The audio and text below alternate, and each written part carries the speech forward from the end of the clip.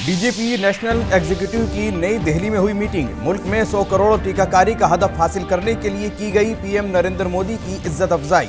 वजीर आजम मोदी ने कारकुनों से किया खिताब।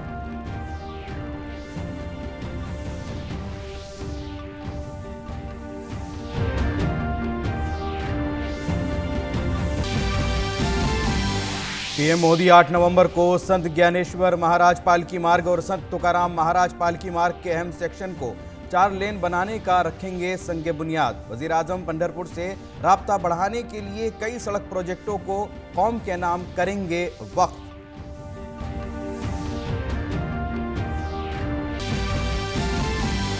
बॉम्बे हाई कोर्ट ने खुसूसी अदालत के सनीचर के फैसले को पलटते हुए महाराष्ट्र के साबिक वजीर दाखिला अनिल देशमुख को 12 नवंबर तक के लिए भेजा ईडी की हिरासत में। देशमुख को ईडी ने रकम की हेराफेरी मामले में 1 नवंबर को किया था गिरफ्तार।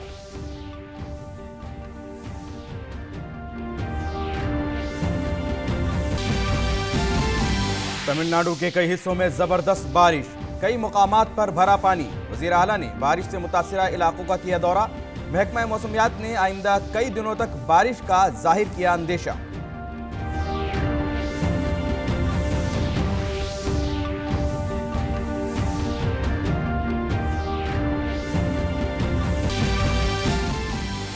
मुल्क भर में कोविड टीकाकारी मुहिम के तहत लगाए गए 108 करोड़ 21 लाख से ज्यादा टीके। सेहतमंदी की शरह 98.24%। गुज़िश्ता 24 घंटे में 10,853 नए मामले।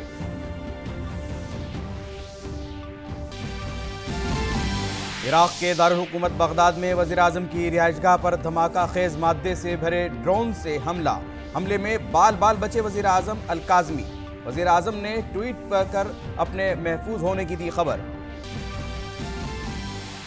और आईसीसी T20 वर्ल्ड कप में भारत के सेमीफाइनल में पहुंचने के नजरिए से आज अफगानिस्तान और न्यूजीलैंड के मैच पर सबकी नजर। अफगानिस्तान टॉस जीतकर पहले बल्लेबाजी करते हुए 20 ओवर में बनाए 8 विकेट पर 124 रन। दूसरे मैच में पाकिस्तान का मुकाबला स्कॉटलैंड से। नाज़रीन आदाब, खबरनामे में आपका इस्तकबाल है और दिन भर की अहम खबरों के साथ मैं मोहम्मद नौमान। नई दिल्ली में बीजेपी मजलिस आमला की मीटिंग हुई। पार्टी सरबराह जगत प्रकाश नड्डा की सदारत में मुनक्किदा एक मीटिंग में एग्जीक्यूटिव के 100 से जायद अराकीन ने हिस्सा लिया। इनमें वजीर आजम नरेंद्र मोदी, वजीर दाखिला अमित शाह और वजीर दिफा राजनाथ सिंह शामिल थे। मीटिंग में कई दीगर मरकजी वज़रा और कई मौजूदा और साबिक वज़राए आला भी शरीक हुए। मीटिंग में कौमी मसाइल के अलावा आइंदा बरस के शुरू में होने वाले असम्बली इंतखाबात के बारे में गौर व खौज किया गया। कोविड वबा के बाद कौमी मजलिस आमला की यह पहली ऑफलाइन मीटिंग थी। कोविड अहकामात के पेश नज़र कौमी मजलिस आमला की मीटिंग ऑनलाइन और ऑफलाइन दोनों तरीके से मुनक्किद हुई। बीजेपी के सीनियर लीडर लालकृष्ण आडवाणी और मुरली मनोहर जोशी समेत कई सीनियर लीडर एग्जीक्यूटिव मीटिंग में वीडियो कॉन्फ्रेंसिंग के जरिए शरीक हुए।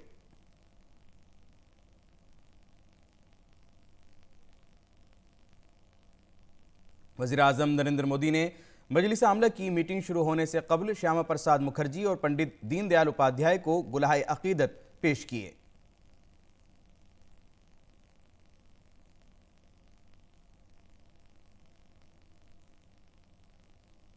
मीटिंग में शिरकत से कबल एनडीएमसी कन्वेंशन सेंटर के बाहर लगी नुमाइश का वज़ीर आज़म नरेंद्र मोदी ने जायजा लिया। इस मौके पर बीजेपी के कौमी सदर जेपी नड्डा भी मौजूद थे।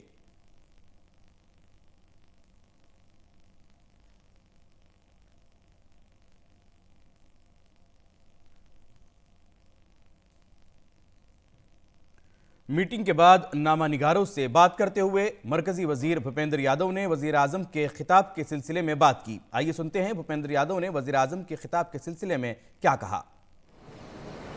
प्रेरक और महत्वपूर्ण संदेश में आने वाले समय में भारतीय जनता पार्टी की कार्यनीति को बनाने के लिए एक बड़ा मंत्र सभी कार्यकर्ताओं को दिया। उन्होंने कहा कि भारतीय जनता पार्टी के कार्यकर्ताओं को सामान्य आदमी के मन के विश्वास का सेतु बनना चाहिए, become a bridge of faith for common man.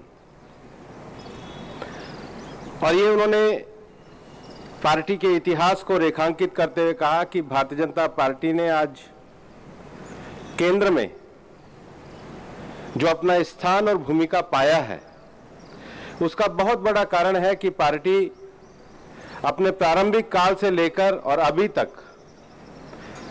सामान्य व्यक्ति के साथ हमेशा जुड़ी हुई रहती है। भूपेंद्र यादव ने आइंदा असेंबली इंतखाबात के सिलसिले में भी बताया। गोवा, उत्तराखंड, मणिपुर और उत्तर प्रदेश के पार्टी के प्रदेश अध्यक्ष और मुख्यमंत्रियों के द्वारा आने वाले समय में भारतीय जनता पार्टी चुनाव के संबंध में पूरा विषय रखा गया। राज्य सरकारों के द्वारा जो 5 साल में अभूतपूर्व कार्य किए गए हैं, उनका व्रत मुख्यमंत्रियों के द्वारा रखा गया और उसके साथ ही जनता से जुड़ने के लिए, विभिन्न विषयों को उनके बीच में ले जाने के लिए, विभिन्न वर्गों के साथ समन्वय बनाने के लिए पार्टी की जो योजनाएं विभिन्न भिन्न राज्यों में बनाई गई है, उनका पूरा व्रत वहां के प्रदेश अध्यक्ष ने दिया। इन चारों राज्यों के अलावा पंजाब के पार्टी के प्रदेश अध्यक्ष जी के द्वारा आने वाले समय में भारतीय जनता पार्टी पंजाब में सभी सीटों पर चुनाव लड़ेगी, इस तैयारी के साथ सारे विषयों को वहां पर रखा गया। दिल्ली में बीजेपी की कौमी मजलिस आमला की मीटिंग के दौरान वजीर आजम नरेंद्र मोदी की क़ियादत में कोरोना के खिलाफ कामयाब लड़ाई के लिए वजीर आजम की इज्जत अफजाई की गई। वाज़ेह है कि मुल्क ने हाल ही में 100 करोड़ वैक्सीनेशन का अदद पार किया है।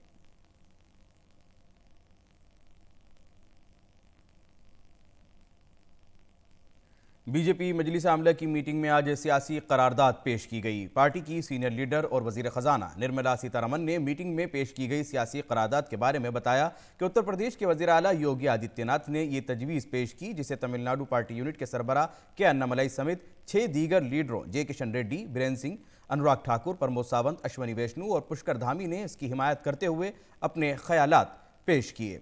उन्होंने बताया कि सियासी करारदाद में जम्मू कश्मीर में 370 के हटने के बाद से रियासत में तरक्याती कामों में आई तेज़ी और दहशतगर्दाना वाक़यात में आई कमी का खास तौर से जिक्र किया गया है। इसके अलावा कोविड के खिलाफ भारत में चलाई जा रही मुफ्त टीकाकारी मुहिम की हुसूलियाबियों, मौसमियाती तब्दीली के मसले पर भारत की पहल, वन नेशन वन राशन मंसूबा और किस तरह भारत के नौजवान आज रोजगार पाने के लिए कोशिश करने के अलावा रोजगार फराहम करने का इंतजाम कर रहे हैं।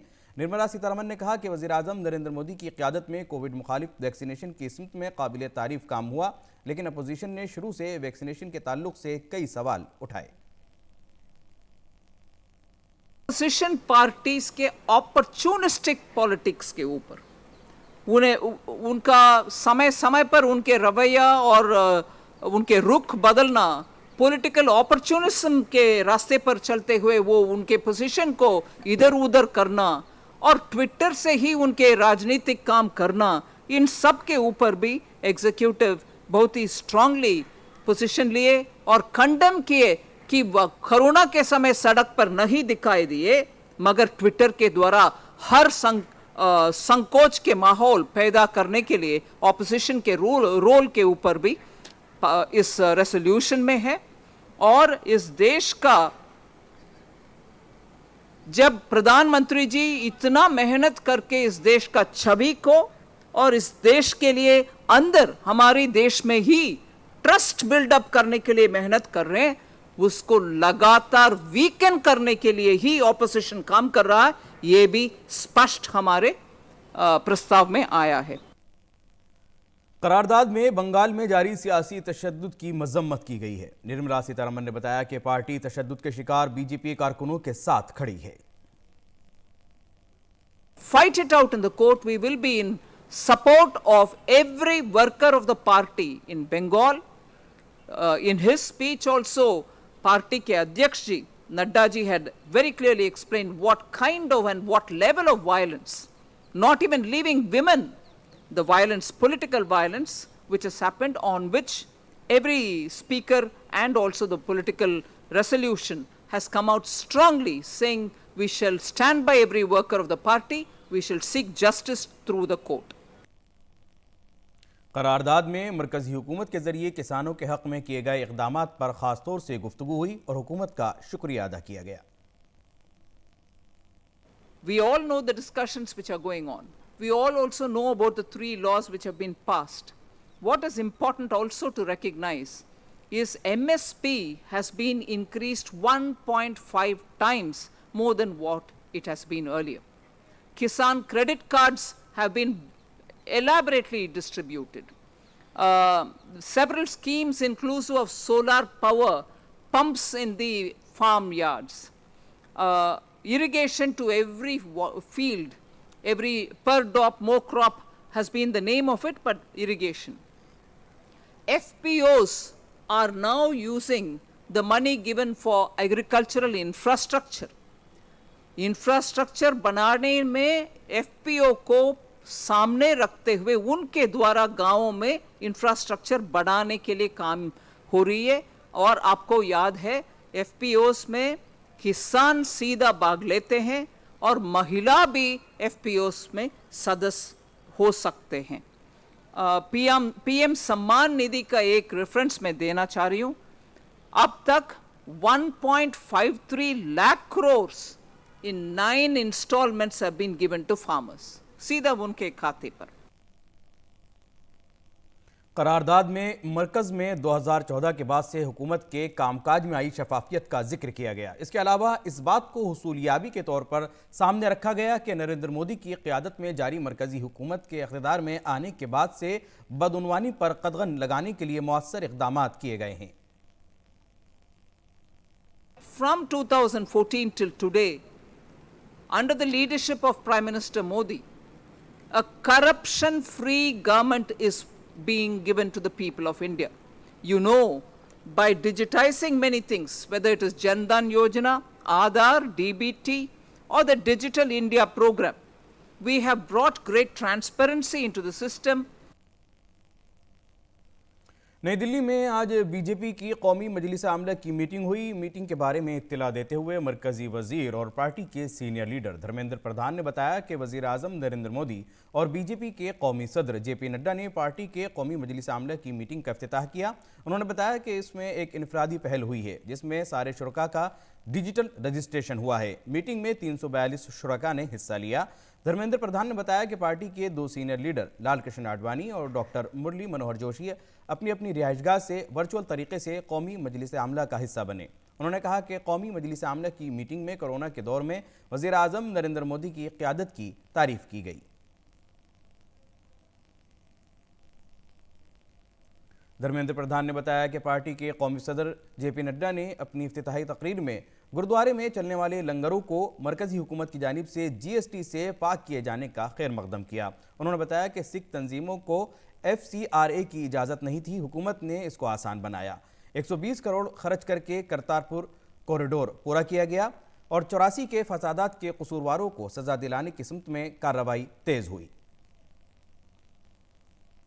सिख गुरुद्वारों को, सिख सामाजिक संगठनों को FCRA ग्रांट अनुमति नहीं थी। उनको वैश्विक स्तर में सिख विचार में, धर्म में आस्था रखने वाले लोगों की अनुदान मिलने में दिक्कत होती थी। हमारी सरकार ने उसकी सरलीकरण किया। आज ये बहुत दिनों की मांग समाज की थी, उसको पूरा किया गया। लंगरों को GST की सीमा से बाहर रखा गया है। पवित्र करतारपुर कॉरिडोर की मांग होते आ रही थी, लेकिन मोदी सरकार ने 120 करोड़ रुपया खर्चा करके उसको पूरा करके सिख समाज की बहुआकांक्षी भावनात्मक मांग को पूरा किया है। समय आबादी के अंदर SIT गठन करवाना और उसकी रिपोर्ट को मानते हुए उसकी दोषियों को दंड दिलाने के काम पे एक्सपीडिएट किया गया है। अपने खिताब में जेपी नड्डा ने कोरोना के दौर में हुकूमत की जानिब से प्रधानमंत्री गरीब कल्याण योजना शुरू किए जाने के लिए शुक्रिया अदा किया। इस मंसूबे के जरिए कोरोना के दौर में गरीबों को मुफ्त राशन तकसीम किया गया। मंसूबे की तारीफ करते हुए नड्डा ने कहा कि उसने कोरोना के दौर में मईशत को पटरी पर लाने में अहम किरदार अदा किया है। भारत में प्रधानमंत्री जी ने 2020 मई से अब की छठ पर्व तक 2021 नवंबर तक मनुष्य इतिहास में सबसे बड़ा फूड प्रोग्राम चलाई।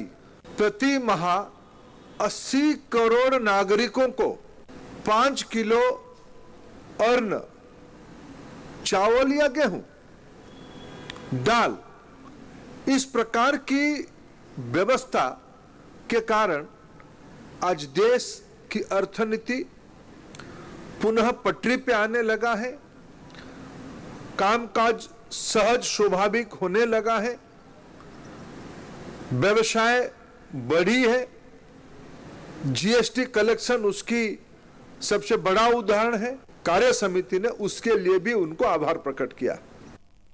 बॉम्बे हाईकोर्ट ने महाराष्ट्र के साबिक वजीर दाखिला अनिल देशमुख को अदालती हिरासत में भेजने के खुसूसी अदालत के शनिचर के फैसले को आज पलट दिया और देशमुख को 12 नवंबर तक के लिए एनफोर्समेंट डायरेक्टोरेट की हिरासत में वापस भेज दिया। देशमुख को 1 नवंबर को मरकजी इंटेलिजेंस ने माली खुर्दबुर्द के इल्जाम में गिरफ्तार किया था।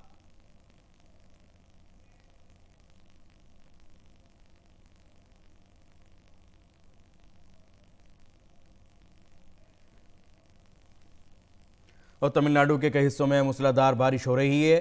कल देर रात से चेन्नई में कई मुकामात पर बारिश की वजह से हालात खराब हो गए हैं। मुसलसल बारिश के बायस शहर के कई इलाके ज़ेर आब आ गए, जिसकी वजह से ट्रैफिक भी मुतासिर हुआ है। चेन्नई के कई इलाकों में सैलाब जैसी सूरत हाल पैदा हो गई है।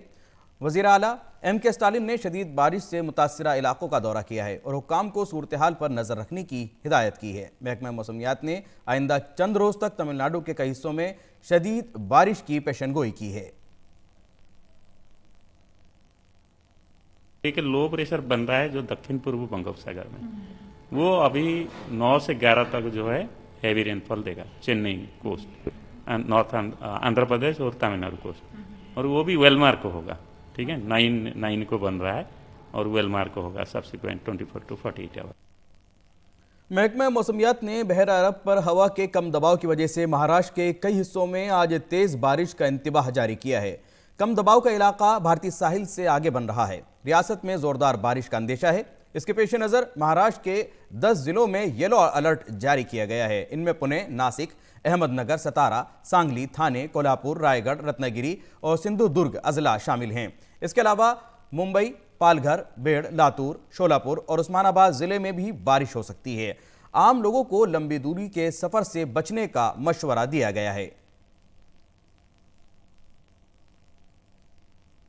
और सेहत और ख़ानदानी बहबूद की वजारत के मुताबिक मुल्क में कोरोना के केसेस में मुसलसल कमी हो रही है। गुज़िश्ता 24 घंटों के दौरान मुल्क भर में कोरोना के 10,853 नए केसेस दर्ज किए गए। इसके साथ ही गुज़िश्ता 24 घंटों में 12,432 मरीज इलाज के बाद सेहतमंद हो चुके हैं, जिसके बाद मुल्क में सेहतयाबी की शरह 98.24% हो गई है। एक्टिव केसेस की कुल तादाद कम होकर 1,44,845 हो गई है। और मुल्क गिर कोविड टीकाकारी मुहिम के तहत अब तक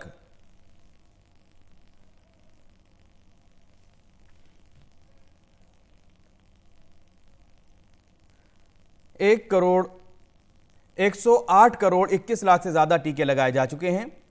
कल शाम 7 बजे तक 28,40,000 से ज्यादा खुराकें दी गई हैं।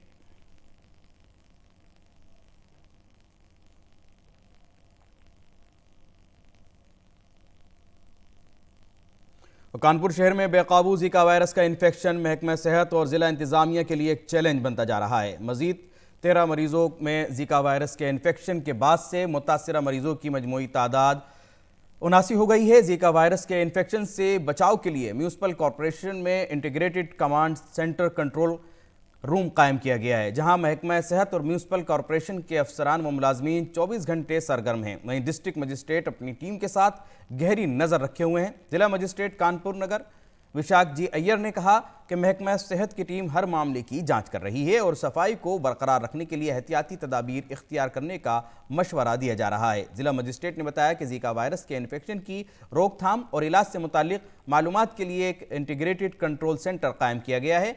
महकमा सेहत के हुक्काम सूरत हाल पर काबू पाने के लिए एक टीम तश्कील दे रहे हैं और इन्फेक्शन से बचाव के लिए मुमकिन तौर पर मुतासिर अफराद के नमूनों की जाँच कर रहे हैं। और अब बात दिल्ली की। जमुना के पानी में अमोनिया की मिकदार में इजाफे से दिल्ली में आज भी पीने के पानी की सप्लाई में रुकावट रही। अमोनिया के बढ़ने की वजह से दिल्ली के 5 बड़े वाटर ट्रीटमेंट प्लांट सोनिया विहार, वजीराबाद, भागीरथी, चंद्रावल और ओखला ट्रीटमेंट प्लांट अपनी पूरी गुंजाइश के साथ काम नहीं कर पा रहे हैं, जिसकी वजह से मशरक़ी दिल्ली और जनूबी दिल्ली के कई इलाकों में लोगों को पानी नहीं मिल पा रहा है। इसलिए लोगों को पानी की किल्लत का सामना है। कल भी लोगों को पानी ना मिलने की वजह से मुश्किलात का सामना करना पड़ा था। और दिल्ली में फ़ज़ाई आलूदगी में इजाफे के असर को कम करने के लिए सड़कों और पेड़ों पर टैंकरों के जरिए पानी का छिड़काव किया जा रहा है। दिवाली के मौके पर पंजाब और हरियाणा में पराली जलाने के साथ साथ दिल्ली में पटाखों के इस्तेमाल से फ़ज़ाई आलूदगी में इजाफा हुआ है। इस पर जल्द काबू पाने के लिए सड़कों पर पानी छिड़कने के लिए कुल 114 पानी के टैंकर इस्तेमाल किए गए हैं। आलूदगी को कम करने के लिए दिल्ली में कई जगहों पर स्मोगन भी लगाए गए हैं। वहीं ज़ाब्तों की खिलाफ वर्जी की सूरत में 92 तामीरी मकामात पर रोक लगा दी गई है। एक महीने पहले ही दिल्ली हुकूमत में फ़ज़ाई आलूदगी से लड़ने के लिए विंटर एक्शन प्लान लॉन्च किया था, जिसके बाद से सरकार दिल्ली के लोगों के साथ मिलकर आलूदगी पर काबू पाने के लिए काम कर रही है। और दिल्ली समेत पूरे कौमी खित्ता राजधानी में आज सुबह हवा का मायार बहुत ख़राब रहा। System of air quality and weather forecasting and research के मुताबिक दिल्ली की मजमूई हवा का मायार ख़राब पाया गया है। दिल्ली में हवा के मायार का इंडेक्स 436 रिकॉर्ड किया गया है। दिल्ली के अलावा मुल्का इलाकों में भी हवा का मायार ख़राब हो गया है। दिल्ली के बाद पंजाब में आलूदगी की सतह में इजाफा हुआ है, लेकिन गुज़िश्ता साल के मुकाबले हवा कदरे बेहतर रही। इस बार जालंधर में हवा में कसाफत सबसे ज़्यादा रही है। वहीं पटियाला समेत पंजाब के कई इलाकों में पराली जलाने के मामले भी सामने आ रहे हैं।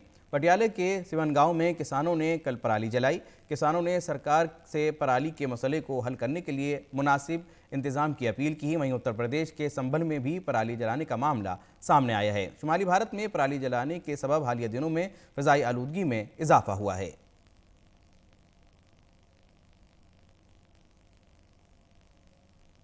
दिल्ली और आसपास के इलाकों में हवा का मायार बेहद ख़राब है। इस सिलसिले में मेदांता ग्रुप के चेयरमैन डॉक्टर नरेश त्रेहन ने कहा कि फ़ज़ाई आलूदगी से ख़ास तौर पर अस्थमा और फेफड़ों से नबरदाज़मा लोगों को ज़्यादा परेशानी हो रही है। साथ ही उन्होंने कहा कि इससे बच्चों के जहनी नशोनुमा पर भी मनफी असर पड़ सकता है।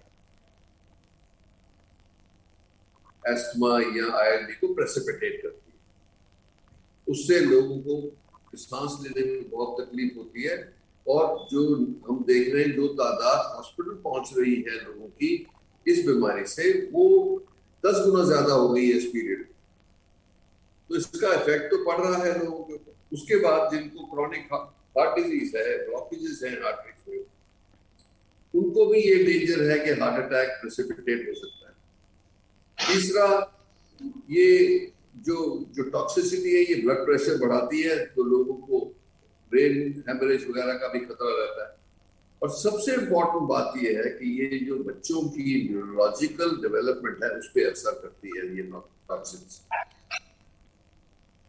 और बैनुल-अक़वामी खबरों में इराक़ के दारुल हुकूमत बगदाद में वज़ीर-ए-आज़म मुस्तफ़ा अल-काज़मी की रिहाइशगाह पर बारूद से भरे ड्रोन से हमला किया गया। इराक़ी फ़ौज ने कहा है कि अल-काज़मी को हमले में कोई नुकसान नहीं पहुँचा है। मगरबी ममालिक के सिफारतकार ग्रीन जोन में रहते हैं और इस इलाके में कई सरकारी इमारतें भी हैं। यहाँ रहने वाले लोगों ने धमाके और फायरिंग की आवाज़ें सुनी हैं। अभी तक किसी ग्रुप ने इस हमले की जिम्मेदारी कबूल नहीं की है। हमले की खबर सामने आते ही वज़ीर-ए-आज़म काज़मी की सिक्योरिटी बढ़ा दी गई है और साथ ही इंटेलिजेंस इदारों को भी हाई अलर्ट कर दिया गया है। अल-काज़मी ने भी वाक़े के बाद ट्वीट किया और बताया कि वो महफूज हैं। और अब खबरें खेल के मैदान से। ICC T20 cricket world cup में आज न्यूजीलैंड का मुकाबला अफगानिस्तान से हो रहा है। अफगानिस्तान ने टॉस जीतकर पहले बल्लेबाजी करते हुए मुकर्ररा 20 ओवर में 8 विकेट पर 124 रन बनाए हैं। जवाब में न्यूजीलैंड ने अब तक 2 विकेट पर 59 रन बना लिए हैं। यह मैच भारत के लिए बहुत अहम है। अगर न्यूजीलैंड ये मैच जीत जाता है तो भारत के सेमीफाइनल में पहुंचने के इम्कानात ख़त्म हो जाएंगे। पाकिस्तान की टीम ग्रुप से पहले ही सेमीफाइनल में जगह बना चुकी है।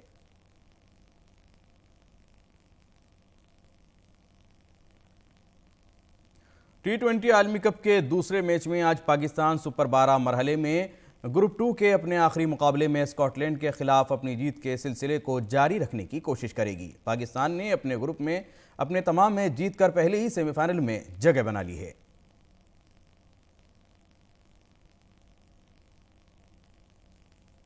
नाजरीन, इसी के साथ खबरनामा यही मुकम्मल होता है। इजाज़त दीजिए, खुदा हाफिज़।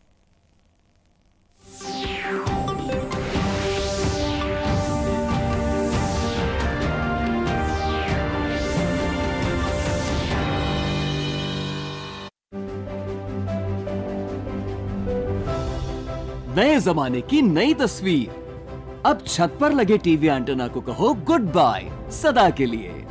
समय के साथ बदलें, आगे बढ़ें, ले आएं